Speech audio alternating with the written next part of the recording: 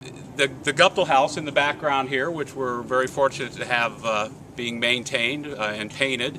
The Guptill House was built in 1900 by Frank Guptill and his wife Lizzie. Lizzie was one of the original members of the Webb family, which homesteaded here on the site. And the Webbs gave this property on the archaic midden to Frank and Lizzie as a wedding gift. And of course, kind of natural to that time, 20, 30 years later, they finally got around to building the house. They spent most of their energy on just surviving in the boat business and things.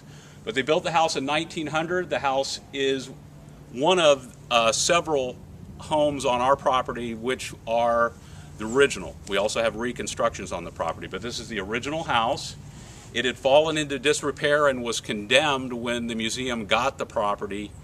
And it's actually, if you are a movie buff, it was in A Flash of Green, which was a John McDonald book, a movie that was made in the mid-'80s. It was a set in that movie during some of its harder times. But the museum itself restored the house in phases, did the first floor, then the second floor, and then what's known as the annex in the back in phases. And it's now restored to the pioneer era.